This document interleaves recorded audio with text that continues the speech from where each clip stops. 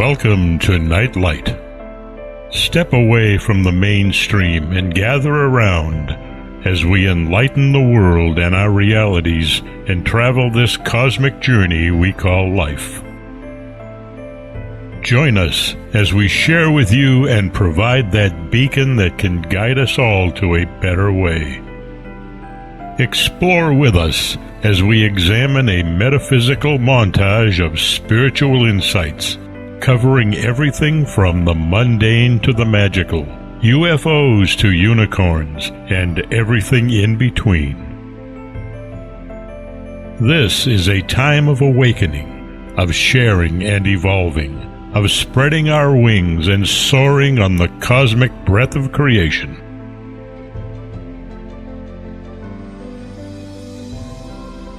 Come and join with other light-minded spirits as we weave our lights together to seek understanding, enlightenment, and, with a little luck, some wisdom.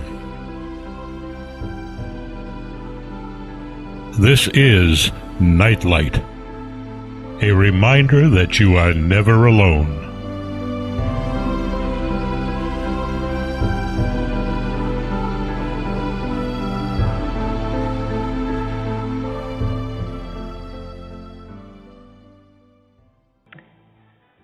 Well, good afternoon, everybody, and we're trying for yet a second time to get our chakras done. Chakras, something that we have talked about. It comes up in conversation all over the place. It's a term, a word that we throw around constantly. It is something that I have heard people say, oh, they're ancient, and the color systems and everything have been around for thousands of years. And no, they haven't. Now, the element, the word chakra has been around for about 2,700 years. It first appears in some of the Upanishads writings, the ancient writings of the Hindu texts and stuff like that. It appears about 2,700 years ago.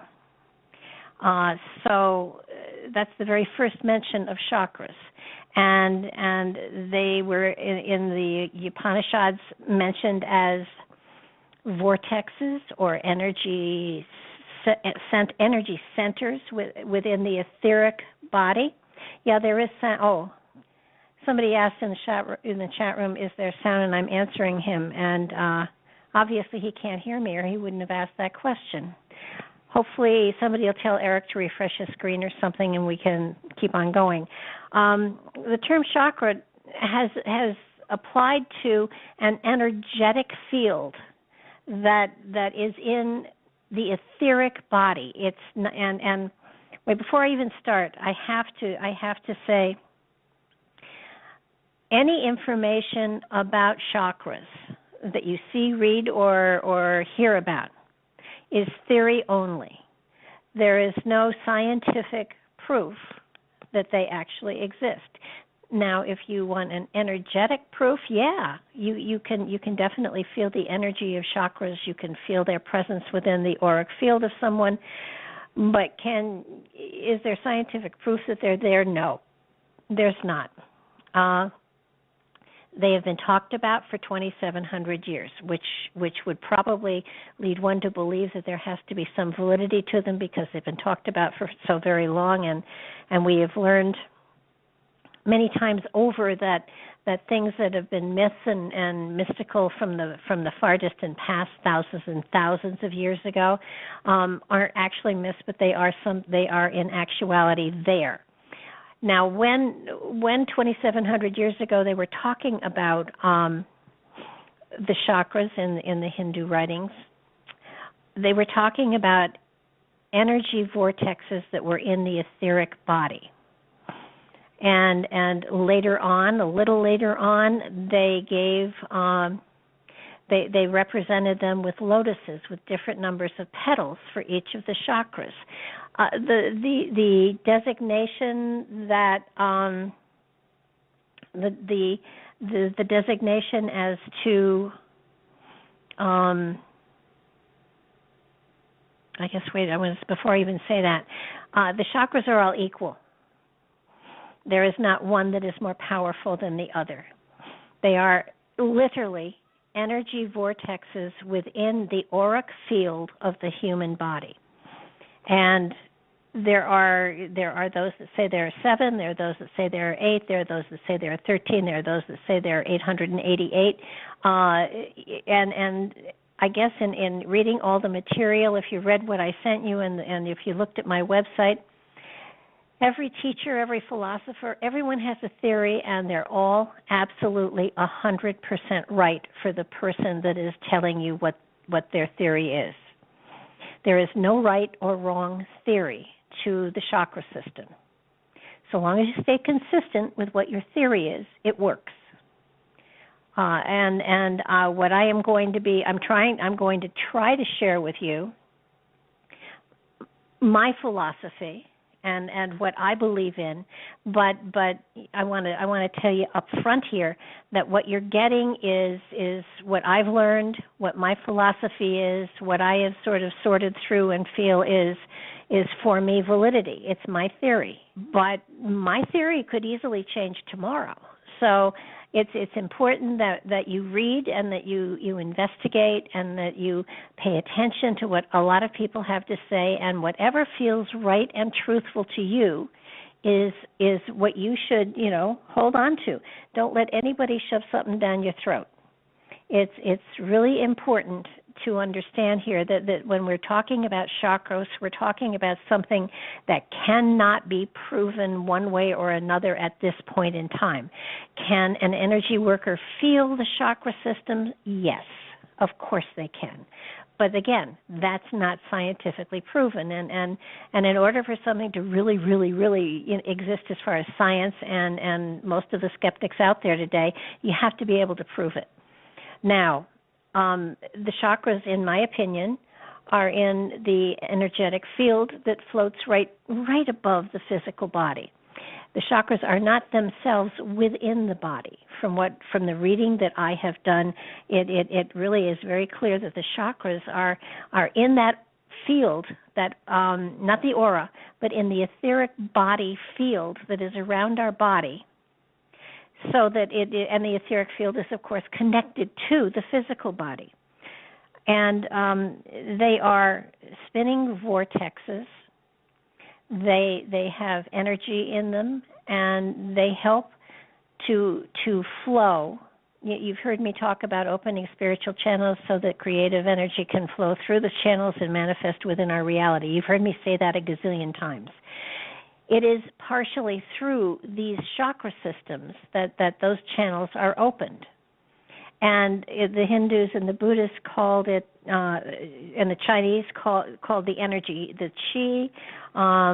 It's prana. It has lots of different names, but it is through those systems that the energy that we call spiritual energy flows through us. There are two kinds of energy that when you talk energy that you're talking about.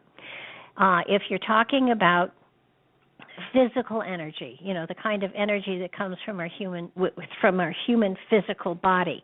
We feed with fuel, we take vitamins, we rest, we exercise. That sort of energy is called vital energy. And it has nothing to do with spiritual energy. Spiritual energy comes from a whole other place. It comes from higher consciousness.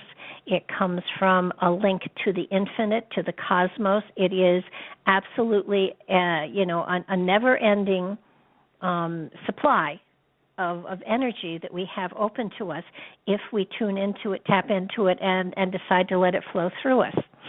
It is that spiritual energy that generates the energy within the chakra system. Now, the chakra system, at the moment of not conception so much, but when life begins within the fetus, the chakra systems are activated, and they are never, ever, ever totally closed down. Some can be slow or sluggish, but there is always one part of them. There is always an aspect of them that is functional and flowing. If your chakras all closed down and stopped flowing, we would die. But there's no way to actually do that. They kind of peter out after the spirit has left the body. They kind of wind down like an engine who's run out of gas. Now, spiritual energy is that energy that is generated, obviously, by spirit. It is a never-ending supply. So when you hear people in the metaphysical field saying, "Oh my God, I have no more energy. I have no more spiritual energy. I can't go on," yada yada. They've been using their vital energy, because spiritual energy energizes you. It creates joy in you. It absolutely gives you a high that is unbelievable. It is an amazing energy to work with, and it generates energy for us. It does not in any way tire us. The only time, if you're doing spiritual work or if you're doing work that you quote unquote think is a spiritual thing and you find yourself exhausted, you've been using your vital energy and you haven't been drawing on the universal energy that is out there and available to you. And it's the same thing with readings. And I'm going to briefly go into this. You have psychics, and you have psychics who are spiritual and psychics who are not spiritual. Psychics who are just, and I don't mean just, but a psychic can get exhausted because they do use their vital energy. They're giving you what they're getting from their cards or from whatever, but they are using their vital energy. A psychic who is also a spiritual psychic will be channeling spiritual energy and will not be tired, no matter how many readings they do. They'll be climbing off the walls. They'll be higher than a kite, because spiritual energy gives you a high that is unbelievable. Now, a long time ago, 25, 30 years ago, I sat in on a lecture done by a woman named Susan Shumsky. And I don't even remember what it was about, but I do remember I stole one phrase from her, and I do give her credit for it. But it's something that I have found valid, and I've tested it out all over the place. And I've shared it with a lot of people, and those people I've shared it with have agreed with me. So I find that there is some validity to it. She said that if you can walk away from a lecture, a workshop, or a reading, and you feel joyful and excited, you have a smile on your face, and you feel good, you've had a spiritual reading. If you get a reading and it's like, yeah, it's okay, yeah, thank you, you've gotten a psychic reading. And it's up to you to determine what kind of reading you want. I guess there are times and places in your life where you really don't want a spiritual reading. You want a psychic reading, and just a plain old psychic reading. And I don't mean to in any way talk down to a plain old psychic reading. Often that's good old common sense, among other things. But psychics do have the ability to tap into your energy and to pull information from your energy. It's in my opinion, I want the spiritual stuff, but not everybody does, and so that's why there are so many of us out there that do so many different things, and it's really a very exciting thing. Deb just typed in, I was taught that energy begets energy. It does, but physical energy begets physical energy, and spiritual energy begets spiritual energy. They are not interchangeable. And they really don't have anything to do with one another. That if you are depleted, you are expanding, not sharing the energy. If you're depleted, you have been utilizing your vital energy.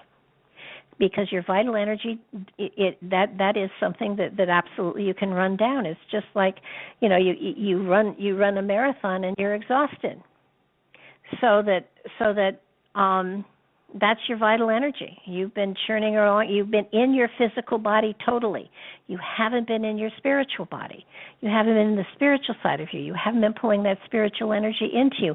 And most often I would think those that actually win marathons do channel spiritual energy at the same time, so that they've got the twofold energy flowing through them at the same time, and that gives them the endurance that it helps them to finish the race, the whatever. But back to chakras. The element of having the colors on the chakras, that didn't come about until the 1970s.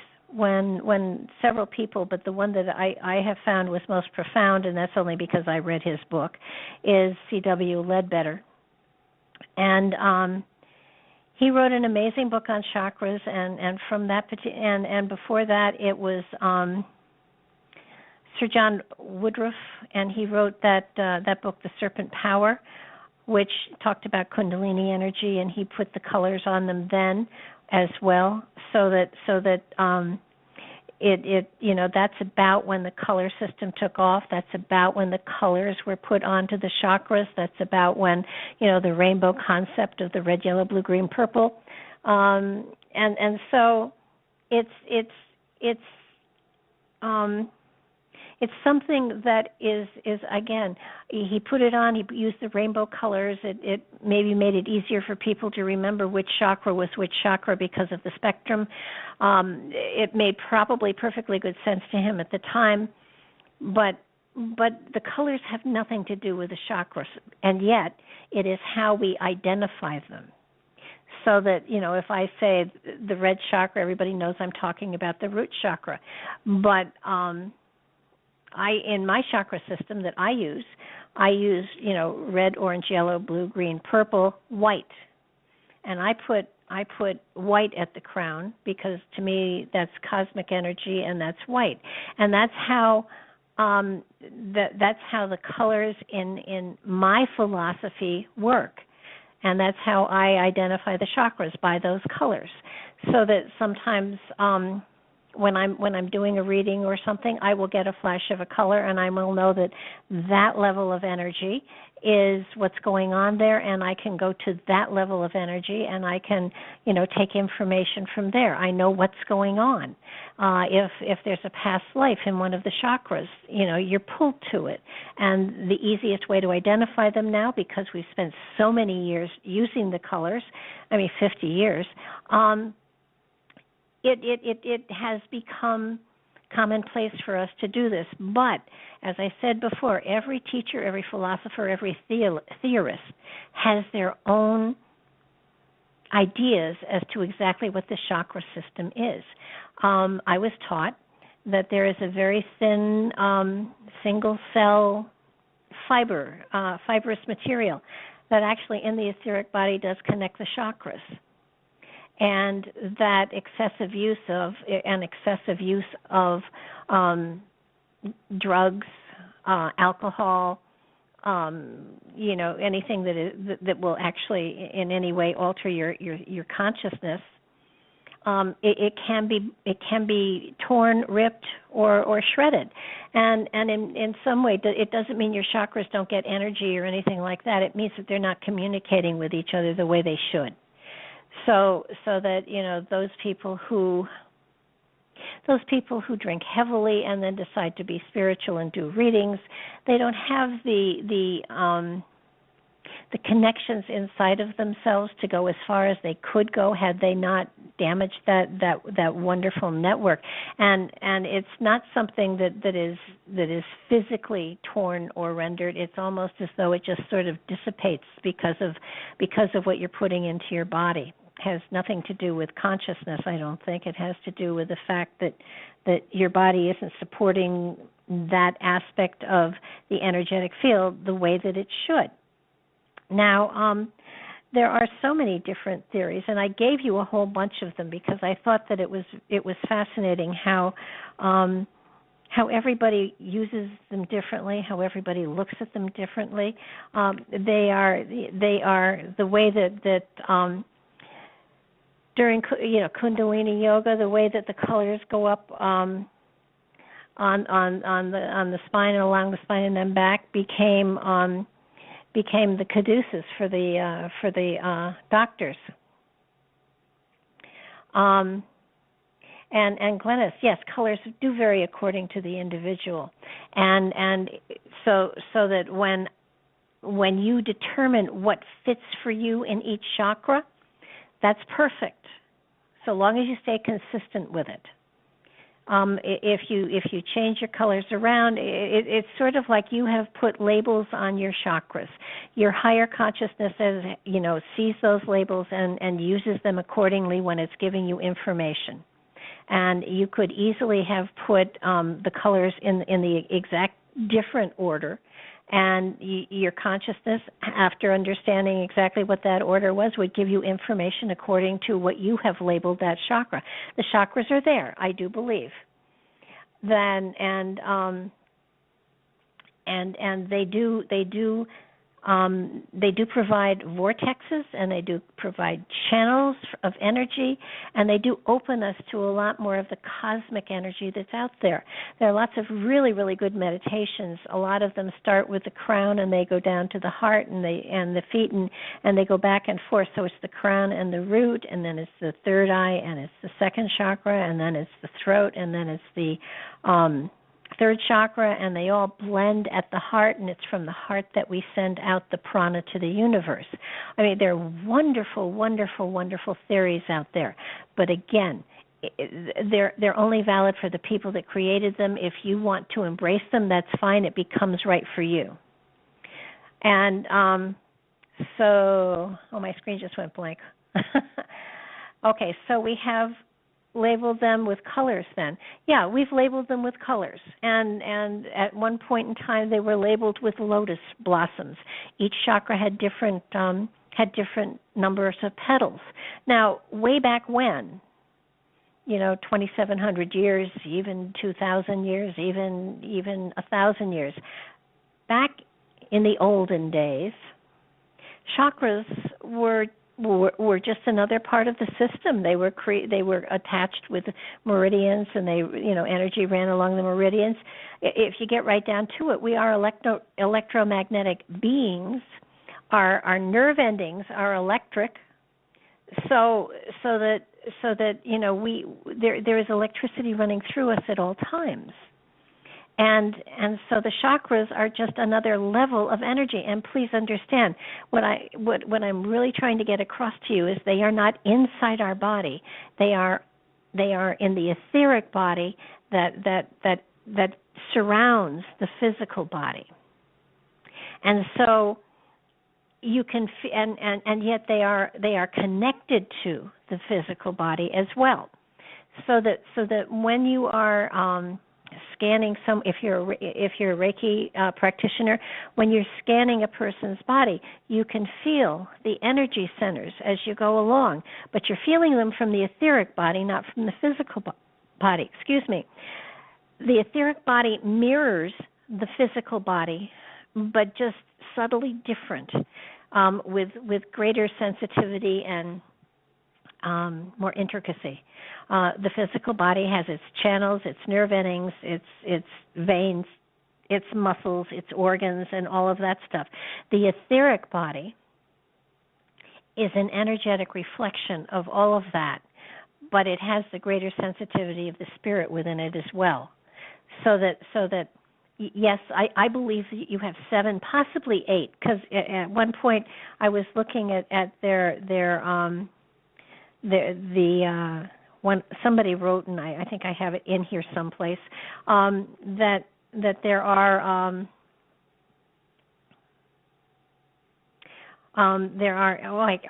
that was one other cute thing I had, and I'm not sure any of you caught it. I do know some of you have actually read the material. That Edgar Cayce said that the 7 churches of the Book of Revelations are the endocrine glands, and these are associated scientifically with the chakras, so that they subtly kind of appear in Revelations, though they aren't called the chakras. But the 8 chakra theory I really liked, and it made great sense to me. And while the first was called, where'd she go? The first was called security and survival. The second was called creativity. The third, that would be the throat chakra, action and balance. The fourth was love and compassion. That's the heart. The fifth, we're going the other way. First chakra is the root chakra. That's security and survival. Second chakra is the orange, creativity. I call that birthing energy, too, to create. Third chakra is yellow. That's action and balance. Fourth, that would be the heart, love and compassion. The fifth is the throat. That's projective power of the word, hearing and speaking the truth, the teacher. The sixth would be the third eye, and that's wisdom and identity. The seventh is humility and vastness. It's also the 10th gate of the seat of the soul. And the 8th chakra, which would be above our crown, is the aura, which is radiance. And I like the 8 chakra theory, so I think I may adopt that. So it's as you go researching, as you go looking into all of these different chakras, you're going to find that you're going to personalize it tremendously. On my website, and I did send you all to my website, I gave you the link. I have a lot more material on them. It goes into the animals and the flowers and the Bach flower remedies and the foods and the gemstones and even the animals in some cases attributed to the different chakras.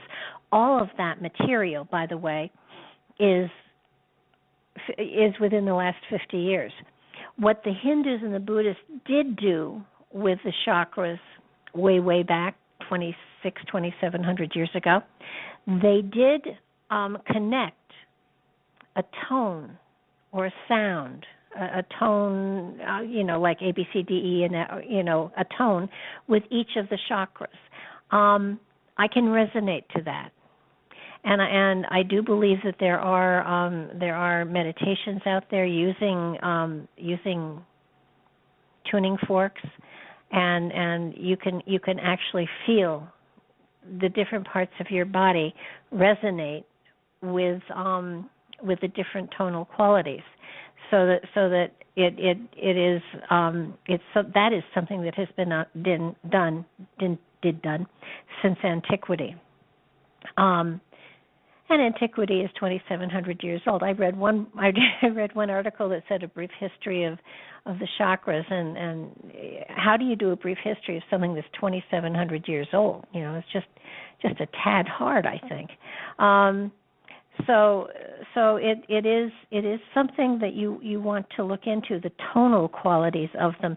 Everything else is reasonably new. Everything else is sort of within the last 50, 60 years. The Qigong has been around for a long time, and it deals with the energy system in the body and the circulation of the Qi or the Qi.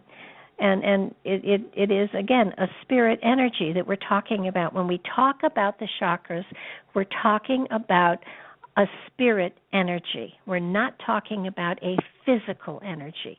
We're talking about something that can't be seen or smelled or heard.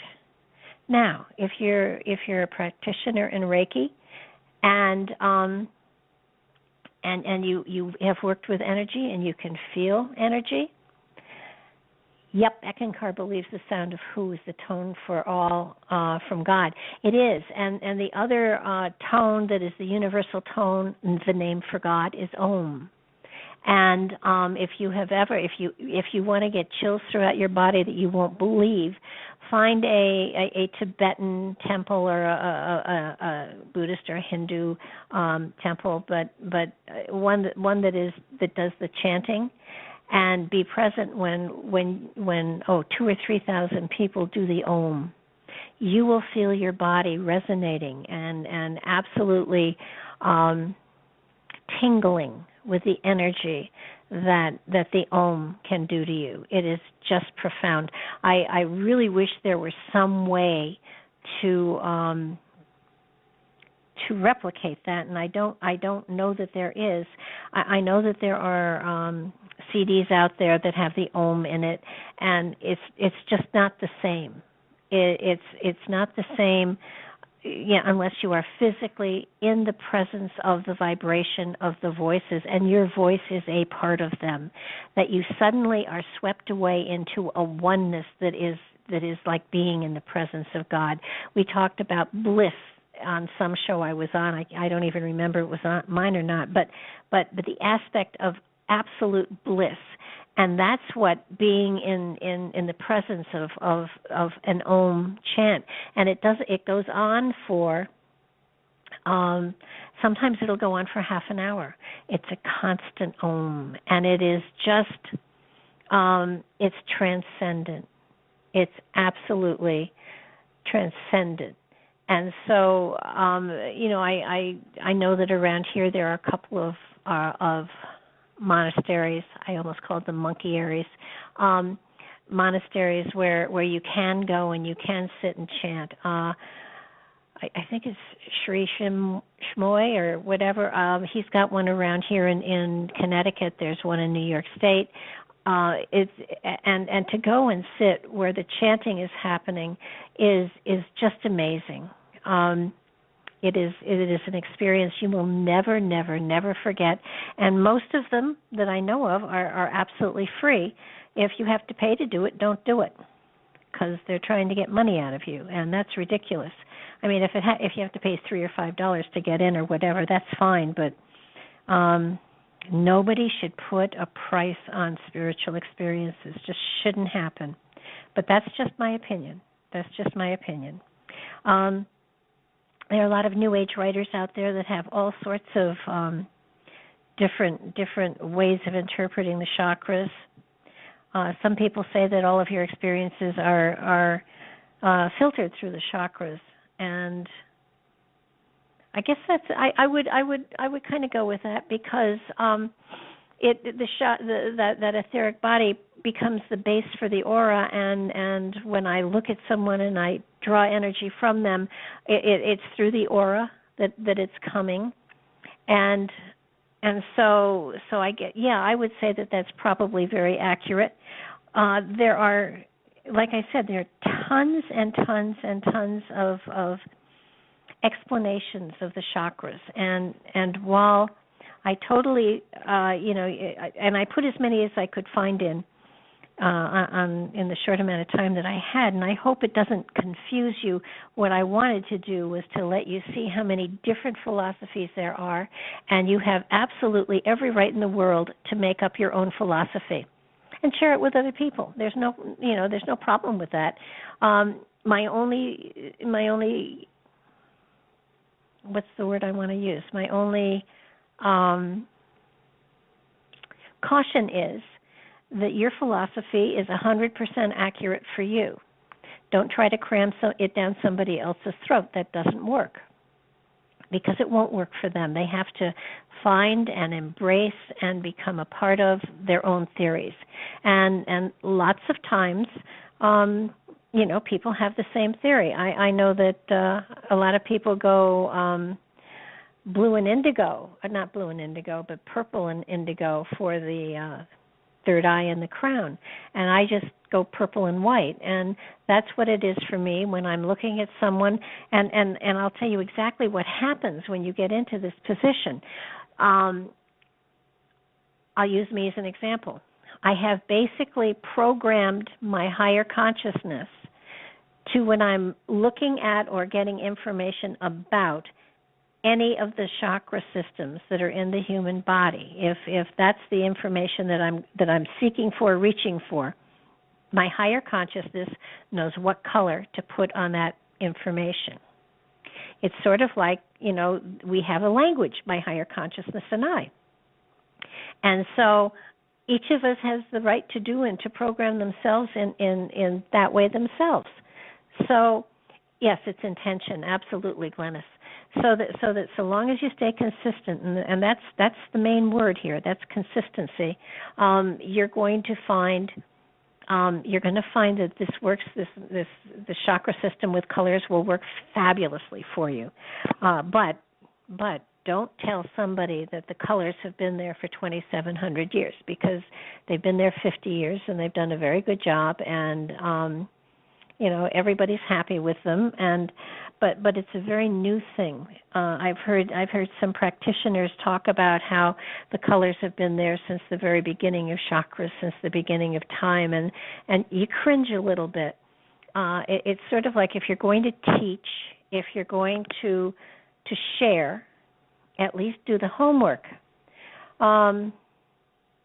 Okay, so Glennis said, to have a color that suits is a way of communicating with what each season feels, saves having to wonder how to decipher each time when it's coming to you. Absolutely. Absolutely. And the definitions of the chakras and the colors is really pretty much global now. You know, if you want to switch colors around, or if you want to add a turquoise here for the left ear or whatever, you know, for heaven's sakes, do it. It's fine. There's no problem with that. But the chakras are so much more than just pretty pinwheels that are spinning here, and it's important to understand that they have an amazing function within our everyday life. That sometimes if we haven't really worked spiritually with pulling the energy in from the cosmos, if we are so focused on the physical day-to-day thing that we haven't opened ourselves up to the cosmic energy that's out there as well, we can be exhausted. It can lead to depression because we haven't got that other aspect of our body functioning as well as it could, flowing as well as it could. So that it's important, especially the more and more and more aware you are of this aspect of yourself, the better you're able to sort of feel changes within yourself and realize that, you know, maybe I haven't connected, maybe I haven't done the creative things that bring the energy into that to the chakras, and maybe the cosmic energy isn't flowing as well through me as it could. Sometimes when life gets in the way, we put aside those things that are the most important for us to really have in our lives, those things that don't cost any money that we can utilize to make our reality a better place to be in.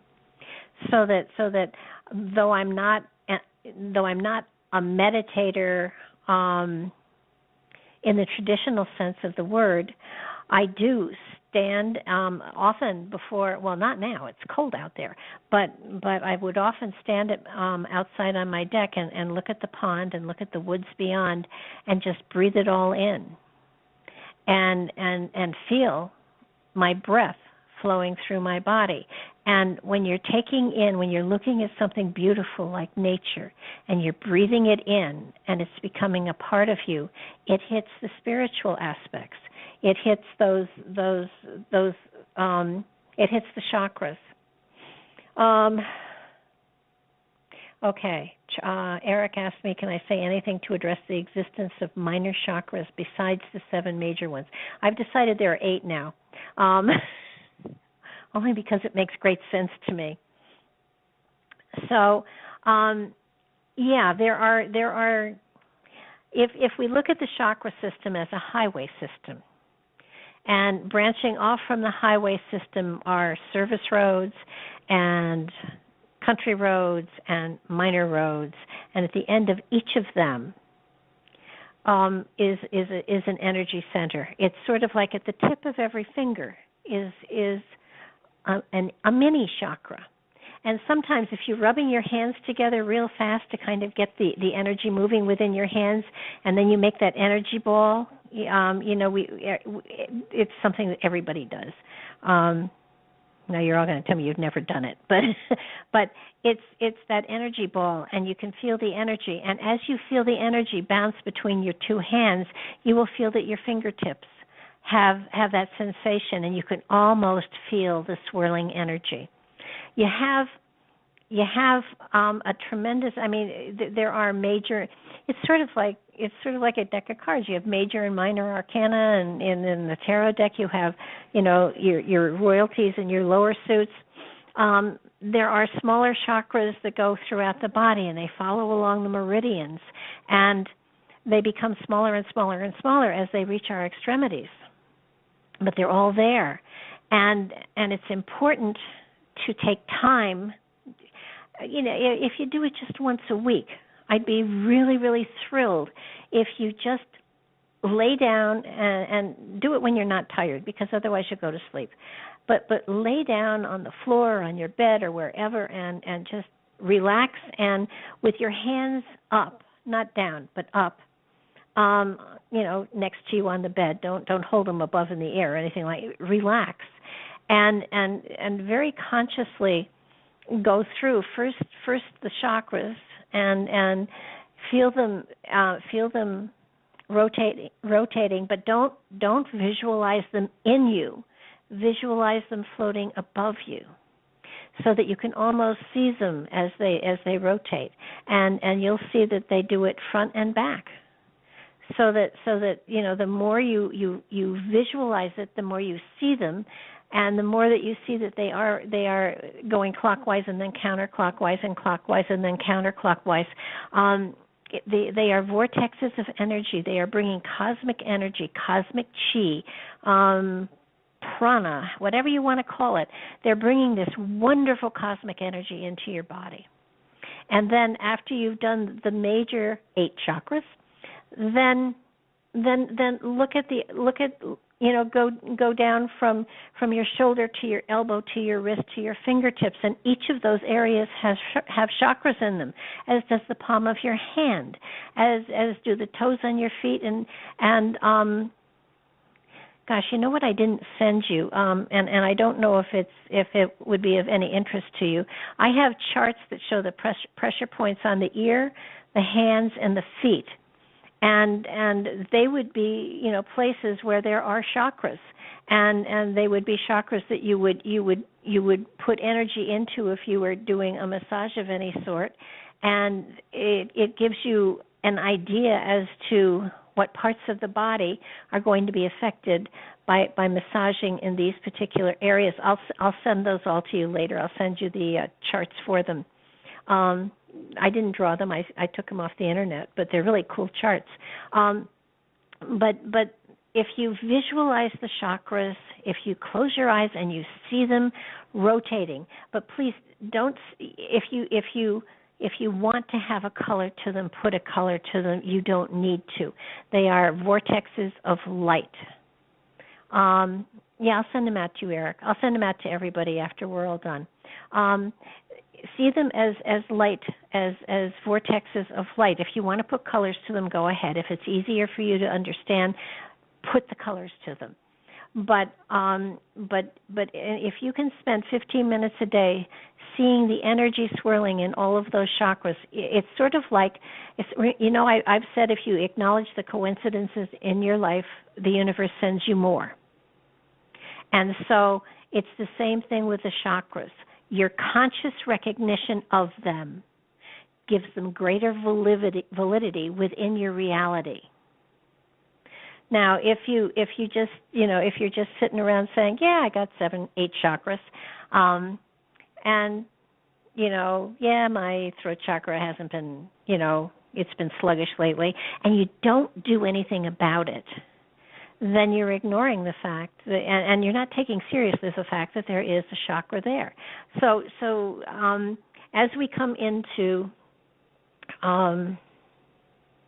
this is our last class until the second week in January, and I am going to give you, I am going to request of all of you to pick up a very cheap spiral notebook in Staples or wherever, a cheap one. And what I'm going to do is every week I am going to send you an assignment to write about within that book. 1 week it should be a gratitude journal for you. And so every day you will sit for at least 15 minutes and write what you're grateful for. And you cannot repeat the day before or 2 days before. You have to be grateful for something else and something different each day. And then the next week I will be sending you a different assignment and we'll work upon it in a different way. There will be something else that I will ask you to write within the book once a day, 15 minutes, and this is for you. This is to keep you kind of flowing in a thinking of the spiritual stuff that is going on within your reality, and it's not going to take a long time to do it. I'm asking for only 15 minutes a day, and if you choose not to do it, that's totally up to you. But what you've done with coming to all of these circles is to kind of start generating a greater spiritual philosophy within your reality. And I don't want to let go of 7 weeks of a lot of hard work. So every week there will be an assignment for that week, and you write it in your journal, and then.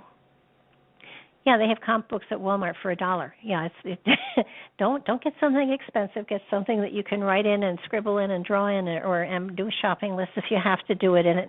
But it's important to every day have just a few minutes that you're allowing the spirit to sort of speak to you, that you're allowing yourself to focus on a more spiritual level of what's going on within you and your reality. And you will look upon it at first as silly, but I promise you it will work as hard for you as you work for it. If you choose to do it, you're going to find that changes are subtly taking place. If you choose to not do it, that's okay too. I will be back here with all sorts of great stuff, second week in January, and we'll keep going. I love this. So you can go to my son's room and pick whatever you want. Just go buy a cheap one. But there's a lot of ground yet for us to cover as far as the foundation for the spiritual practitioner. And all of you are spiritual practitioners. You're all working in whatever level you're working in. You're all really consciously trying to reach for that wonderful spiritual energy that is there for us to utilize. And, in times like this, when the economy sucks and there's all sorts of chaos and corruption going on, it's important to have the kind of security and stability that the spiritual philosophy gives you. Now, it's not going to solve the problems of the world, but it will give you a better outlook and philosophy and perception on your reality, and it will bring a greater joy and happiness into your life beyond your imagination. Now, I want to go just a little bit into. I have something that I kind of created myself, and I found it really, really works, and it's fun. It's almost a game. So we've talked about, just briefly here about the different. I read really, really fast through the chakra meanings and things like that, and what I really want to share with you is that I have found in my extensive research with the colors that I have attributed to the chakras, which would be, red, orange, yellow, blue, green, purple, white. I have found that while they are, and again I want to say they are all equal. The chakras, as far as their energy goes, they are all equal. Yes, they're depicted with lotuses of different petals, but that's only to differentiate between them. So that if you're looking at the chakra system, you're not looking at, the root chakra being very slow and the crown chakra being very high. They spin, as far as I can tell, and as far in my experience, they spin at the same velocity, each of them. And sometimes one will not be spinning as great as the others, and it could have a great deal to do with what's going on in your life at that time. But for the most part, they have a consistent rhythm, a consistent spin. They create a vortex of energy that enables you, that gives you the potential to draw that much cosmic energy into your life. And cosmic energy is the coolest stuff in the world. It absolutely is. And it is invigorating, and it is joyful, and it is celebrative, and it's just really cool. Okay, so they spin at the same velocity except when there is a blockage. I want to reiterate, your chakras, none of them are ever blocked. They may spin more slowly, but oftentimes that is because of something emotional that is going on in your life. Quite often, abused people find that their throat chakra is not spinning with the same velocity as the others because they are afraid to speak. And they need to just work through that fear, and once that fear is worked through, then the momentum returns. But they are never blocked solid. They are always spinning. That is just a part of the life force within us. So they cannot be stopped. I mean, if your chakras were stopped, you'd be dead. So I have found, though, that after the spirit has left the body, the chakras do spin down because there is no life force opening up. That's a good way of looking at it. When a person is born, when the breath of life has been given them, and that's usually in the womb, if you look at the chakra as almost like a tornado, with the pointy part of it aiming at your body and the wide open mouth aiming towards the universe, that's what it's like. You are pulling down, you are pulling in cosmic energy into your field of energy so that you can use it. And if for some reason there is anxiety or hurt or trauma, the mouth of the vortex closes slowly, and very shallowly. It doesn't all the way close, but it does narrow some, so you're not getting as much energy to that particular part of your physicality. But it never shuts down totally. Never, ever, ever, ever. You can shock it, you can scare it, but it's always going to be there. It's like a mother's love. It never goes away. It sometimes is questioning, but it never, ever goes away.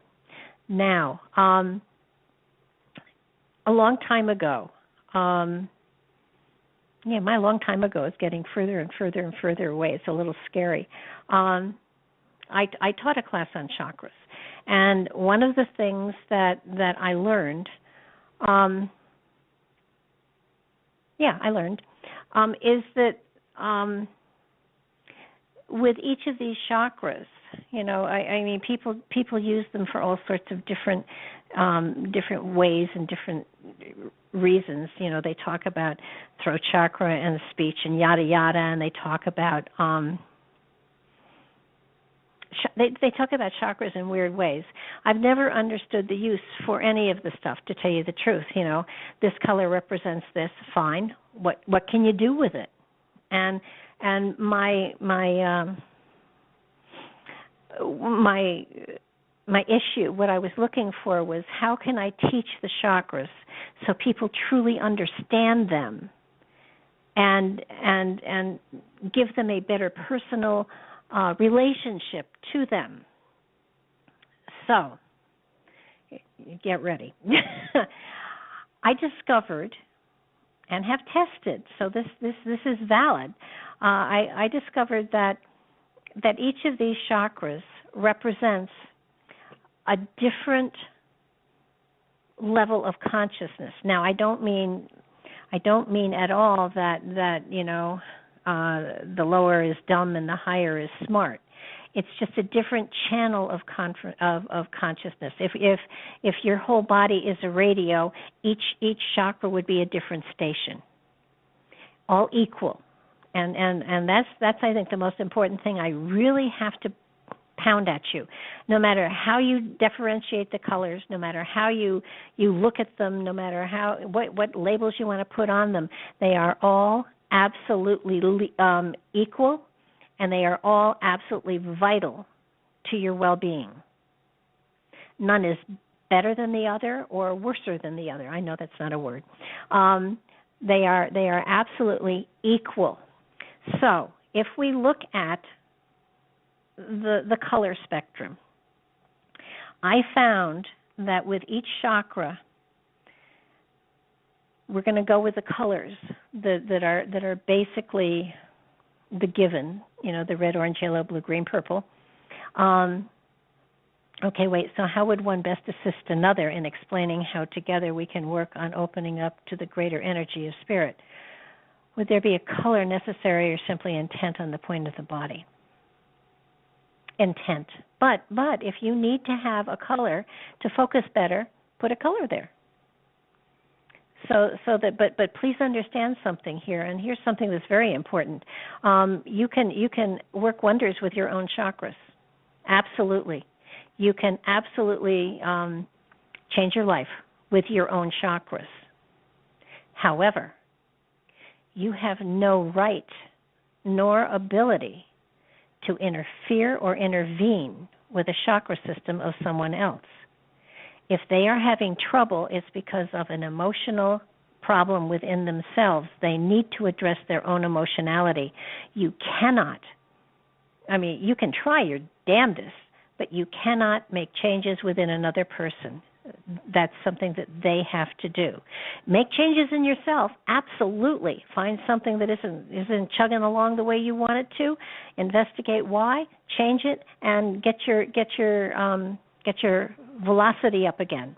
But if you're going to be working with energy, if you're going to be working with Reiki energy, you're not going to be working on the chakras. You're going to be working on the physical body. There's a big difference here. We have no power. These energy vortexes are connected to the soul energy, are connected to the higher consciousness, are connected to the cosmos and God. We have no right to play with anybody else's. And so if somebody, asks you for help, you can ask them where they feel blocked, and then you can ask them what's going on in their lives in that particular aspect. You can try to talk them through understanding what's going on within their physical life, but you absolutely have no. You can try all you want. All you're going to do is frustrate yourself. With Reiki, you can send energy to the physicality of the body, and that does help, and there is healing, and there is lots of stuff that goes on. Okay, yes, the power is within. You darn straight. Okay, so every one of the chakras represents a radio station and represents a different level of consciousness, not a better or a worse one, but a different level of consciousness. And each of those levels of consciousnesses has a vocabulary that goes along with it. And if you look at let's look at the first chakra, and that, survival and security. And I'm going to, step back a second and say each of us has a chakra that we are more comfortable with than the others. Each of us has a chakra that we kind of go on automatic on. Are we able to flip between the different chakras and the different vocabularies connected to them? We are, but we don't. And if you understand that there's a different language with each of them, and all of us have one that we are very comfortable in more so than others, it would stand to reason that, for instance, if Eric is more comfortable in his third chakra and I am more comfortable in my fifth chakra, if I'm trying to talk to him with the language of my chakra, he's not going to be understanding me as clearly as if I took my vocabulary to his chakra level. And I'm going to give you an example of that. Those people who, my favorite example is this workshop that I did.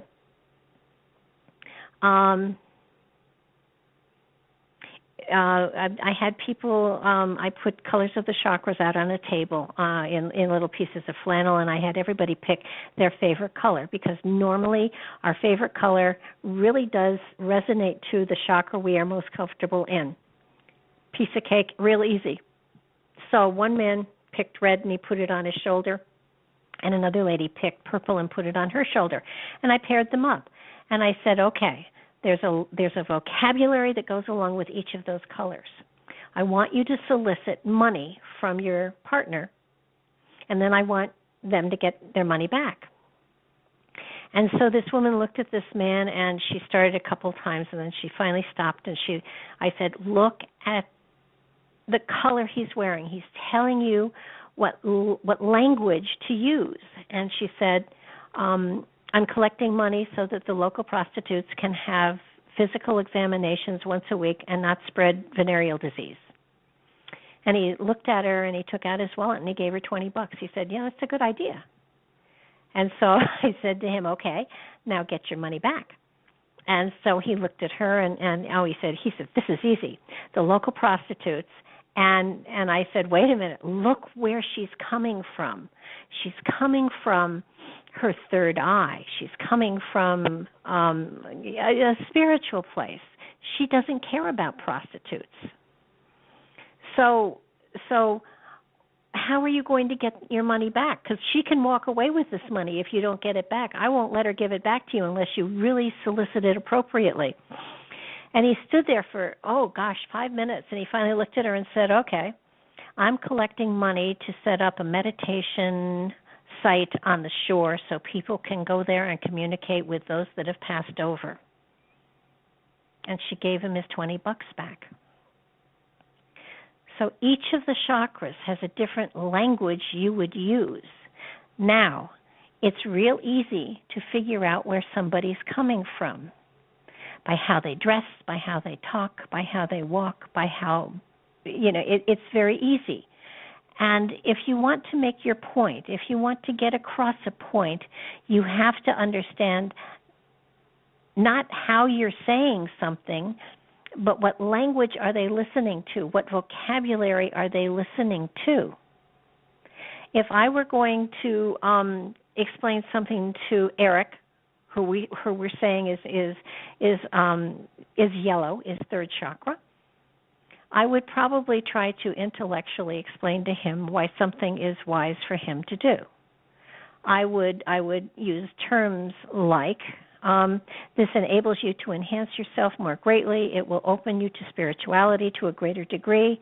It not only enhances your understanding of situations, it gives you even better communication. And if he was going to try to talk to me, he was going to come at a creative direction. This is something that most people don't understand. And for the heart, I would collect money to fund a guy in Florida who's trying to feed the homeless. Yeah, from the heart, absolutely. But see, there are, you have to understand your audience. You have to understand who you're talking to. When I was working in the church, when I was in the pulpit, if I had a point I wanted to make, I made sure I said the same thing in several different ways to make sure that it hit the majority of the vocabularies that people were using. And it doesn't mean that they aren't well educated. It just means that, those people coming from root chakra are coming from survival. So if I was talking to a whole bunch of people, if I was trying to sell somebody a car and I could recognize they were coming from the root chakra, that was where they were most comfortable, I would go into the dependability, I would go into the safety, I would go into the, things will you'll get through, a radioactive field and nothing will touch you. So true language we speak really is colored. Yes, it is. And for those people who go bar hopping,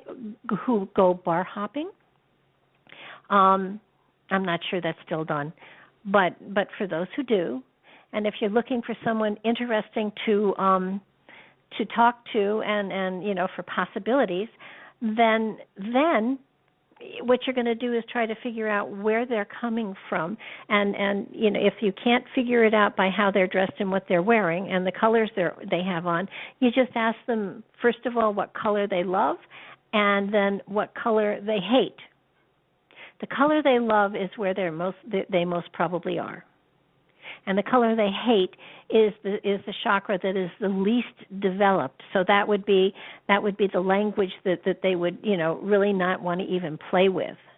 So that if someone is coming, say they said red, you'll know that they're survival and they're basically out for themselves and self-protection. Okay, so but hey, give me a buzz. Okay. So what you're looking for is someone whose favorite color, women, would be blue or purple or green, because that's healing. and that's loving and that's caring. If they hate orange, then you can be pretty sure that they really aren't looking for a relationship. So this gives you a way of gauging people, and yes, it's judging, and you use a lot of other things too, I'm sure, but if you understand that the colors people most regularly wear are those colors that they are most comfortable in because they resonate to that level, that vocabulary that they've got inside them, you know how to approach them. And you can even do this with people who wear uniforms. You take a look at the car they drive. You take a look at the home they live in, and you can figure out which vocabulary to use to get your point across, to have a valid conversation, and to understand, to get your points across better, more effectively. And black is easy. First of all, a lot of corporate people wear black because it's easy, and so if somebody is wearing black constantly, then and they don't have to, then they're trying to fade into the woodwork and they don't want to be seen. So it would be pretty hard, probably, to find a vocabulary that would work best with them. Probably survival, I would think. But you can look, if they're wearing primarily black, take a look at their shoes, their accessories, and how they appear to be coiffed. If somebody is very simple and very plain, they're probably coming from the root chakra. And I don't mean plain, not pretty, but I mean they're keeping themselves as simple as they can so that people don't notice them. I hate to go into the browns, but browns really are earthy people that are grounded, and but do your own homework and see how this works. It's really phenomenal, and it works especially if you're in a relationship and you're finding communication isn't really going the way you want to. Take a look at maybe you're not using the right vocabulary to communicate. We all have an amazing vocabulary within us, and we function best on automatic, whatever that is. And so it's you have the capacity to move up and down the whole place, and it's a good exercise to figure out where your strongest point is and where your weakest point is, and that for half an hour a day, go to the vocabulary of that weakest point and sort of work that vocabulary up so that there's a greater flow of energy to that particular area. It's use the colors, use them to understand the vocabulary of the spirit that they're linked to, because this is, as far as I'm concerned, this is the best way of letting chakras work for you. I mean, it's not that all spiritual stuff is supposed to work for you, but understanding a chakra system and understanding where they are in your body is a cool thing. But if you don't have any way of using the information in your physical, in your everyday life, it becomes a moot point. And so you got to understand that and I think there's a lot of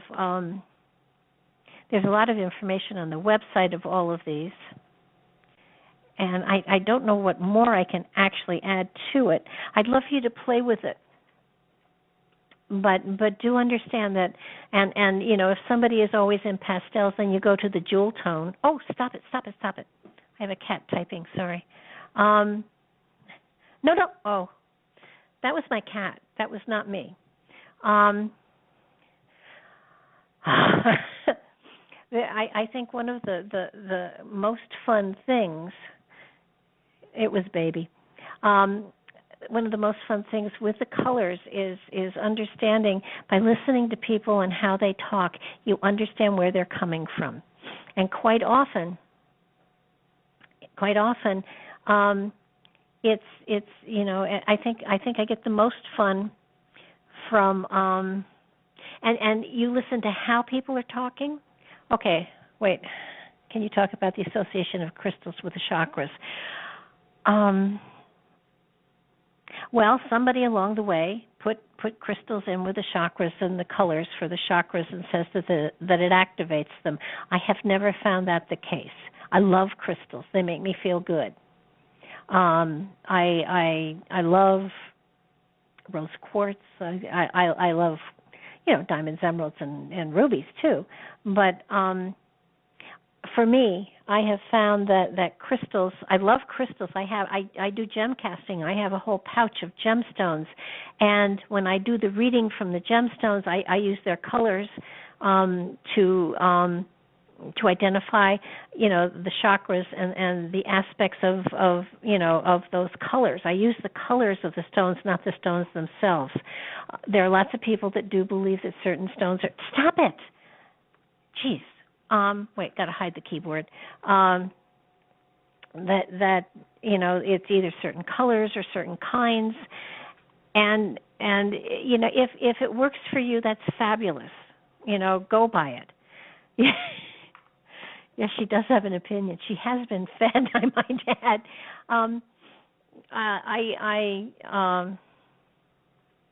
The only crystal / stone I have ever found truly, absolutely worked was rhodochrosite. And one of the Sunday sessions in church, I gave everybody a rose quartz heart, and part of it wasn't a sermon. It was a share. I never gave sermons. I don't know enough to sermonize, but I can share personal experience for sure. And I had them take the quartz heart in their hand and clutch it so tightly that their knuckles got white. And I said, keep clutching it till I tell you to let go of it. And they did, and I said, now your hand's beginning to hurt, right? And everybody agreed it was. And I said, now if you clutch it love that way, if you try to hold it and restrict it, it's going to give you white knuckles, and you can't hold something like love. I said, now open your hand up and just let the heart lie there in the palm of your hand. And they did, and I said, now see, when you have an open hand, when your palm is open and you're not clutching, it warms to your touch, and it stays with you. No, these were rose quartz. The stone when you try to squeeze love, it does stomp it out. Well, it doesn't let it grow anyhow. Rhodochrosite is the only crystal, semi-precious stone that I have ever found truly worked for me. I had a rhodochrosite heart for, I was at a psychic fair, 40 years ago. And there was a jeweler there. It was a slow day at the fair, and so I was shopping, and I knew the guy that was at the table that was selling the things, and I saw the heart, and it was pretty pink. And you want gem quality rhodochrosite. You don't want just you want gem quality rhodochrosite. And I said, so how does this work? And he said, oh, it attracts relationships. And I said, really? And he said, absolutely. You have to be discerning, but it attracts relationships. And so I picked it up and I put it around my neck and I said, well, let's see how it does between now and the end of the day. And I got asked out by 3 different people that day, and I hadn't had a date in years. And I went back and paid for the necklace, and I did wear it forever and ever and ever. I mean, so Rhodochrosite, and I will admit, it does attract relationships, but you have to be discerning. You have to understand that again, there's if you believe in something, it does work. So that rhodochrosite is the only gemstone I have ever found that for me did it. I do believe that crystals are very much like tools. They're like pendulums. They're like cards. They will work and manifest as much as the power that you give them. So if you believe that a stone has a quality, and if you truly believe it, and your belief system is radiating from you, it's not really the stone that's bringing into your life the things that you're looking for. It's your intent and your intentions and your intensity. But if it took the stone to trigger that, then that's just fine. I am not. I love crystals. I have them all over the house. I think they're so pretty. It's amazing. But they don't have any power unless you put it into them. And they say that oh cripe, what is it that is good for grounding?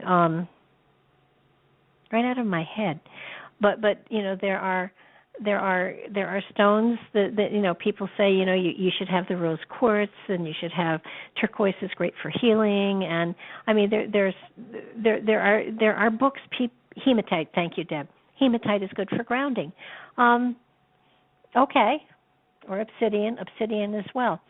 But it all branded iron is good for grounding. Yes. It's what you put into it. It's what you believe in. So it's your belief system. It's what your ego, your consciousness is telling you. And your higher consciousness helps you to generate that energy. And if they work, it's because you've made them work, not because they had energy in and of themselves. Now, they do have energy. But yes, it's intent. This is, I believe this is going to be lucky for me, and I believe it, and I'm going to hold on to it, and it is going to be lucky for me. But understand too that it becomes a tool, and if you rely more on the tool than yourself, it becomes a crutch, and then it's not healthy. So, yeah, you get back what you put out, absolutely. It's like Tinkerbell. If we all believed and clapped in her, then she would be able to survive the poison that she had, and therefore she would live. And it was our belief in fairies saved her life. So stones are wonderful. They're beautiful. I love them. I collect them. But I don't give them any power. I mean, I'll handle them. I'll hold them. I have a worry stone that I love to worry with. It's wonderful, but the reality is, it's inside of you, and it's what you put into the stone. If you hold the stone and you charge it with your own energy, and you say, "This is going to be good luck. I know this is going to be good luck," then it becomes good luck for you. But it's because your power's there, not because the stone is, a lucky stone. So it's totally, absolutely up to you. I would love for you to play with putting your understanding of the vocabulary of the different chakras, putting some words with each of the chakras, understanding the kind of words that you would use for each of them, so that you have a better understanding of the different ways that you would express yourself if you were talking from that particular chakra. I've helped lawyers to chart their juries, and basically I would take the circles for the jury, and because they always sat in the same places in the jury box, and I would color them in where which chakra they were coming from most normally.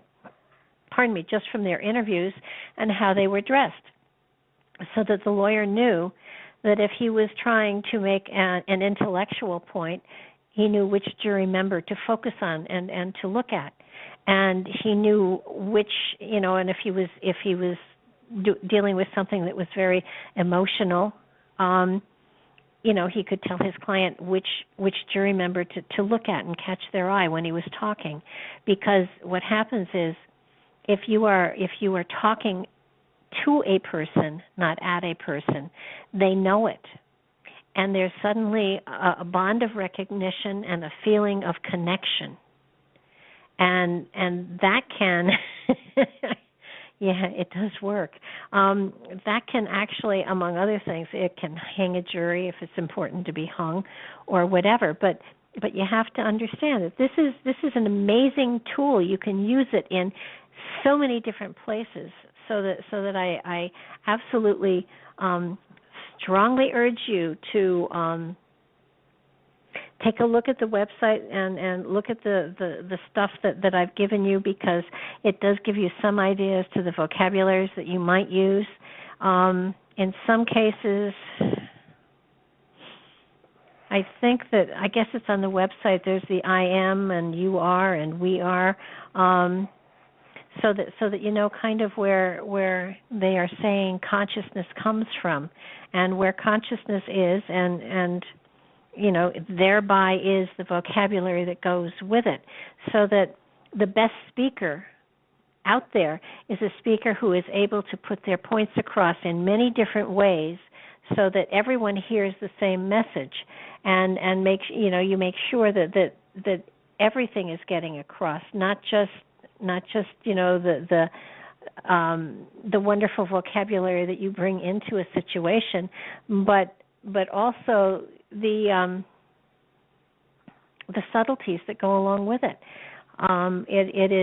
It is a profound, interesting, exciting, amazing tool to use, and not many people utilize it as strongly as they could / should, and it does give you an upper hand in many cases, and it does give you another way of looking at reality and expressing yourself. I mean, the more able you are to reach into and utilize, speaking in colors used to be called swearing. Yeah, it did. But seriously, take some time and figure this out, because it is amazing. Sit back and, you know, I would take a group of people to the local mall and sit with them and have coffee someplace, and we would, as people walked by, we would say, okay, where would you say that woman would be, you know, in her automatic? And if you're just listening to people talk, it takes a little longer.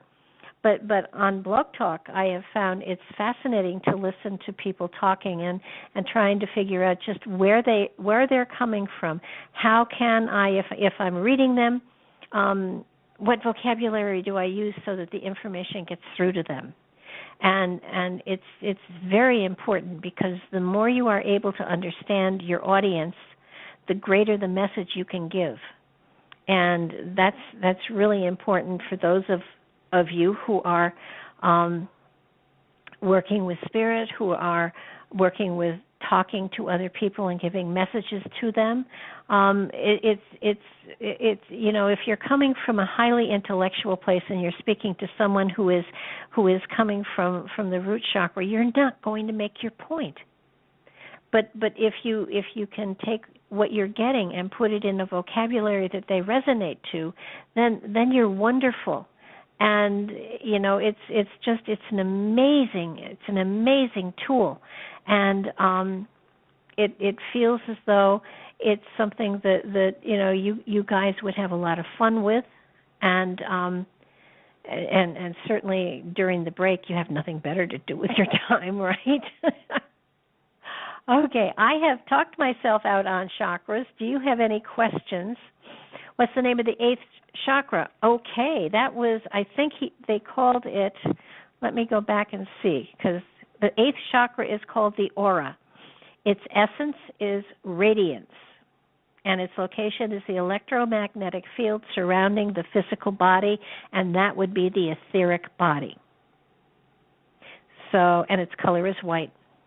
So, it's in the material I sent you, by the way. So if you have any questions, I would be happy to answer them. If you have any suggestions for other subjects that we could cover, I mean, I have quite a few that we're going to go into, but I'm always open for suggestions. Yes, it's also called the Soul Star Chakra.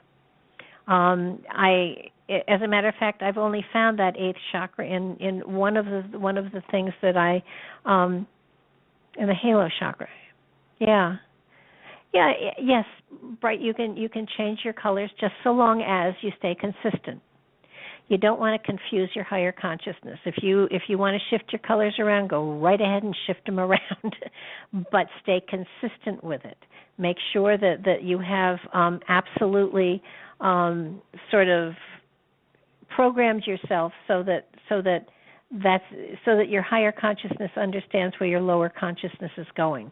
It's something that will take a while, but I would absolutely think that you should be able to figure it out after a while. And if your color spectrum is different from somebody else's, then if you're talking to them or if you're working with them, then you want to make sure that you don't say the red chakra or the blue chakra, you say the first chakra or the fifth chakra, so that you're giving them the number of the chakras, and you're sort of you are everybody understands the numbers. It's the colors that will throw them off. If your color spectrum is different from my color spectrum, that could be confusing. So long as you tell me you're talking about the fifth chakra, I'm with you. And when I say fifth chakra in my mind, I see the blue. And yeah, Glennis, that's a really good idea. And what's really fun, she said, I would love one day to have a discussion about talking with children about their ideas, thoughts, perceptions of hearing, seeing, and comfort zone with spirit. Something that's very, very fascinating. If you give a child or an adult a box of crayons that doesn't have black, brown, gray in it, it just has the jewel tones, just has the chakra colors, and you tell them to scribble, you'll be able to figure out what chakra is most active and what chakra is not active. And so it gives you an idea as to how to talk to them, because kids will go to the color they're most comfortable with. That's the chakra that's most open. That's the language you use. And it's really easy. It's a wonderful, wonderful, wonderful, wonderful tool to use.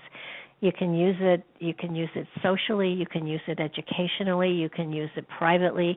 If you find that you have, and actually one of your assignments somewhere along the next 7 weeks is going to be to run off some mandalas for coloring and to color at least one mandala a night for the whole week. And then take a look at what colors you use the most and what colors you use the least, because that's going to truly tell you which of your chakras is actually more open than the others. So, it's a way of understanding where you're coming from on a subtle level, as opposed to trying to think, okay, what's my favorite color? What am I using the most? Stuff like that. When you're coloring mandalas, when you've run off the mandalas to color and stuff like that, and you sit for 15, 20 minutes of an evening and you color, and you can watch TV while you're doing this. You can talk on the phone. It's not something that you have to, meditate your way into or pray before or anything like that, because it has nothing to do with that. It has to do with what you are going to automatically pull that feels right to you and feels natural to you, and so the colors will absolutely jump out at you, and you'll really know where your strongest vocabulary comes from, and then you'll know a color that I often avoid is the orange. I don't particularly like orange, but it is the birthing aspect within us. It is a very creative color, and I find it difficult to start projects, but once I start them, then I'm dedicated and I keep going with them. But I have to force myself at first, because orange is not a color that I like. I won't wear it. So just understand that. No, you don't think about the color. You just look, and especially if you're coloring mandalas, you pick the color for the space. You don't think about what the color means. You put the color with the color that it belongs with. That's all. And once you've done 5 or 6, then then you kind of look at them all and you see what is the predominant color you've used, what color have you not used. It tells you a lot about yourself. And I think something that a long time ago, I remember when I sat in a spiritual development circle, there were people there that said, well, I'm more focused on my higher chakras because I'm a far more spiritual person. Reality is that unless you are balanced, it doesn't, you don't go anywhere. You need to have your lower chakras fully functional because that's how you ground yourself to the Earth Mother. And so that's actually oftentimes where you pull energy up from the Earth. The top three chakras, you pull them down from the cosmos, and so that you are blending energy of the Earth and energy of the cosmos, and you are then turning it into your own prana, and you are sharing it with the universe. So, not being crazy about love only tells you you're not particularly crazy about not love. Red is that maybe the survival stuff is not something that you really want to focus on. You would rather not. But that's an important aspect of you that you need to kind of bring into balance. Pinks are a shade of the red, so it's loving energy for sure, but it's also survival oriented. So those pastels that come, if it's a pastel you like, then you go to the jewel tone it comes from. So it's a phenomenal exercise to think of the vocabularies that go with the different chakras and to write down words and thoughts. I developed a chakra game that's lots of fun, but you have to be in person to play it or it doesn't work. But setting you loose with vocabulary and saying, pay attention, work on the different vocabularies for the different chakras. I will be sending you out on Monday your very, very, very, very first assignment. Please get a loose leaf notebook so that you can write once a week for at least 15 minutes, and so that you keep the energy flowing. I certainly, on my part, will do the same thing, and I will. So when are you coming to PA? We can play. I'm not far from Pennsylvania. I'm in Connecticut. Chakra Game. Okay, Chakra Game. I went to Home Depot and I looted their paint chip thing, and I got 7 chips of each of the chakra colors, and I put them all together and I created a deck of cards, and I had phrases in the center of the circle. I shuffled them and I dealt them out, so everybody had 7 cards. And in the center of the circle, I had phrases like, what kind of house would a person from this level of consciousness have, for instance. And each person in their turn would have to take one of their cards, put it face down on the table, and describe the house that would come from that color, the vocabulary that came from that color. So if they had red, they would be talking about a cinder block house that had barbed wire all around it and a security system and German Shepherd dogs in the yard. And if the other people could guess the color that they were talking from, then they could leave the card at the center of the table. And somebody who had purple down and you're describing their house, you would say, well, there are water fountains around and there are crystals everywhere, and the doors are always open because life is great and fine and spiritual. You don't say spiritual because that would give it away. And yes, for red, they might live in a cave, absolutely. And blue would be, color coordinated things. It would be gardens everywhere. It would be a very creative yard. It would, you have that kind of stuff. So that describing the kind of house they would live in, describing how would they describe a tree. To somebody coming from the yellow, the intellectual, it would be, this tree gives you this many running yards of wood. This can be used, it can be logged here, and it will get you this much money because this is what this kind of tree is offering on the market today. If you were describing a tree from the red chakra, the first chakra, you would say that the firewood from this tree can keep you warm for at least 3 months. It will provide comfort for us. It will cook our food. It will keep the animal life away. If you're looking towards the throat chakra, it would be its branches wave in the breezes, and it rustles, it whispers its spiritual message to us. So you can see how the description of lots of different items would be different coming from the different vocabularies. Process of turning the chakras into small. Okay, Glennis, is there a specific manner in which you would advise one to go through a process of tuning the chakras in a small amount of time, perhaps with sound? Know that there are many around. Is there one recommended above all others? Absolutely, the one that works best for you is the one you should do. Whatever works best for you. It's an absolutely personal thing. Some people do it with music. Some people do it with tuning forks. Some people do it with meditation. Some people just do it. It's a very personal thing, Glennis. You're going to have to try on a whole bunch of stuff and go from there. I couldn't possibly tell you, what shoes to buy. I don't have your feet. So, try them all on. Whatever fits is the one you use. So, guys, we're going to go have some dinner. At least I am. I bet Deb is too. I hope you all have great holidays. If you have any questions at all, I'm not going anyplace. You can always email me or pick up the Skype or whatever. Keep in touch. Those of you that are still doing the writing, I'm still here. Still send it. I don't want you to stop that. If you're doing the writing, keep writing.